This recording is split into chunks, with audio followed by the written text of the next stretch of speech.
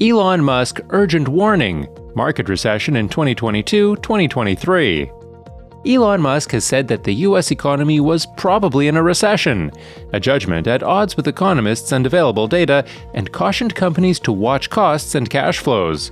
Are we really headed towards an explosive recession? Let's find out. Light at the end of the tunnel. These things pass, and then there'll be boom times again, Musk told the All Summit in Miami Beach, according to a live-streamed video of his remarks posted by a Twitter user. It'll probably be some tough going for, I don't know, a year, maybe 12 to 18 months? Recession fears have been growing recently as the Federal Reserve tightens monetary policy to help cool down inflation that's running near its hottest pace since the early 1980s. Still, odds of downturn in the coming year currently stand at 30%. According to the latest Bloomberg monthly survey of economists. While the U.S. economy shrank an annualized 1.4% in the first quarter, the weakness was primarily due to a record trade deficit. Measures of demand, consumer spending, and business investment in equipment actually quickened at the start of 2022. The Federal Reserve Bank of Atlanta's GDP Now estimate currently has second quarter gross domestic product rising at a 1.8% pace. How Musk feels. Musk, the chief executive officer of Tesla Inc. and SpaceX, made the comments on the economy and politics as part of a wide-ranging video appearance at the technology conference. He's in the middle of a $44 billion takeover attempt to buy Twitter Inc. and is pushing that social media company for more details about how many of its claimed users are actually bots. Musk suggested that recessions aren't necessarily a bad thing, adding that he's been through a few of them in his time at public companies. What tends to happen is, if you have a boom that goes on for too long, you get misallocation of capital. It starts raining money on fools, basically, he said. When this situation gets out of control, the economy has a misallocation of human capital where people are doing things that are silly and not useful to their fellow human beings, he continued. Musk joked that an economic enema would eventually need to clear out the pipes, and sort of the BS companies go bankrupt, and the ones that are doing useful products are prosperous, he said. And there's certainly a lesson here that if one is making a useful product and has a company that makes sense, make sure you're not running things too close to the edge from a capital standpoint, Musk continued. They've got some capital reserves to last through irrational times. Blaming Biden administration. Musk appeared to blame the recession on President Joe Biden and his administration. This administration, it doesn't seem to get a lot done, Musk said. The Trump administration, leaving Trump aside, there were a lot of people in the administration who were effective at getting things done. The obvious reason for inflation is the government printed a zillion amount more money than it had.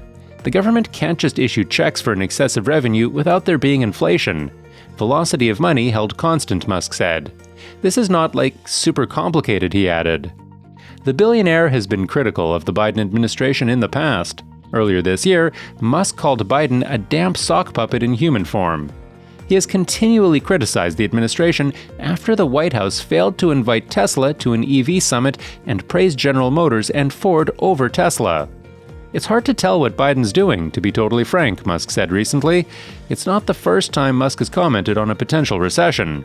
In 2021, the Tesla CEO said he believed the next recession would come within the next 2 years. Not an economist, but how precise? Musk isn't an economist, but he's also not the first high-profile individual to raise the idea that a recession could be looming. Former Goldman Sachs CEO Lloyd Blankfein told media that he believes there is a very, very high risk of a recession. In April, Deutsche Bank economists predicted the U.S. would hit a recession in 2023, citing inflation and higher interest rates. U.S. Federal Reserve Chair Jerome Powell spoke out against concerns the economy could be headed for a downturn after the Federal Reserve raised interest rates earlier this month. He told reporters nothing suggests the economy is close to or vulnerable to a recession. But on Thursday, Powell appeared to backtrack. The question of whether we can execute a soft landing or not may actually depend on factors that we don't control, he said, indicating Russia's attack on Ukraine and ongoing supply chain snarls could pose further issues. What about Jeff Bezos? Musk, when asked about recent comments about inflation made by fellow billionaire Jeff Bezos, said the rising prices had resulted from simply money printing. Musk and Bezos are, respectively, the number 1 and number 2 richest people in the world, according to the Bloomberg Billionaires Index. Look, a squirrel! This is the White House's statement about my recent tweets. They understandably want to muddy the topic. They know inflation hurts the neediest the most, but unions aren't causing inflation, and neither are wealthy people. Remember, the administration tried. Jeff Bezos, May 16, 2021. The honest reason for inflation is that the government printed a zillion amount of more money than it had, Musk said, adding that countries, including Venezuela, had already been down the same path. This is not like, super complicated. Musk said he's a moderate who has overwhelmingly voted with Democrats in the past, but he's no fan of the administration of US President Joe Biden. He's chided the Democratic president previously for downplaying Tesla's role in the movement toward electric vehicles. Recession fears mount. It is important to note that recession fears have been growing recently as the Federal Reserve tightens monetary policy to help cool down inflation that's running near its hottest pace since the early 1980s. Still, odds of downturn in the coming year currently stand at 30%.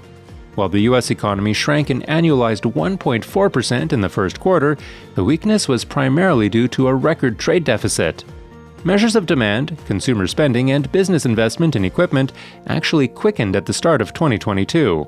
Economists, CEOs, Wall Street, and Main Street are all sounding the recession alarm bell. Most agree a recession could start to take shape in the United States over the next few months. The question is, what shape that recession will take? Recessions and recoveries come in shapes and sizes as varied as the alphabet. Perhaps that's why economists have come to name different kinds of economic downturns after letters. But predicting which letter will match the situation isn't quite as easy as ABC. This looming recession is particularly complicated. Whether it's COVID in Asia, or what's going on in Ukraine, or what's going on with energy, it's one thing after another, said Nick Tell, CEO of investment bank Armory Group. The component of this potential downturn that's unlike others is the psychological impact on the workforce from COVID and the enormous amount of subsidies that were introduced into the economy, said Tell.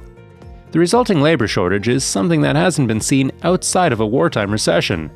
When you look at job openings relative to the number of unemployed individuals, we're certainly in uncharted territory here, agreed David Lebovitz, a global market strategist at JP Morgan Asset Management. I've never really seen it like this in my lifetime. But components of what's going on are reminiscent of past recessions, said Tell. So the question stands, if we're bound for a recession, what form will it take? Only time will tell. Latest from the Consumer Price Index. The latest numbers from the Consumer Price Index showed inflation slowing down a tad. But the bottom line is, prices are still rising faster than we've seen in decades. And what Wall Street wanted was to see a stronger sign inflation had peaked. The problem is, these prices are not slowing down fast enough, which, of course, if you've shopped for groceries recently, bought an airline ticket. And that's fueling fears the Federal Reserve will have to hike interest rates more aggressively. Now, this is scary because, 1, borrowing costs are going to rise. Mortgage rates are already higher. And 2, there's a real risk this could send the economy into a deep downturn. The Senate confirmed Jerome Powell to a second term as Fed chair recently. And he starts that term, Steve, at a time when investors are really unsure the Fed will be able to raise rates without sparking a recession. Even market veterans have been taken aback by the volatility. We've seen the Dow gain more than 1,000 points one day and lose more than 1,000 points the next. And then there's fear. You can see it in a volatility index called the VIX, also known as the Fear Index.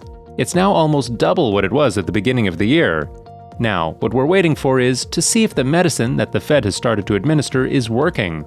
It's done 2 rate hikes, and the Fed signaled it's likely to do 2 more of 0.5 percentage point each at its next 2 meetings. We're not going to know if it's working right away. We're in this period when Wall Street also has to wait to see if the Fed is going to do anything unexpected.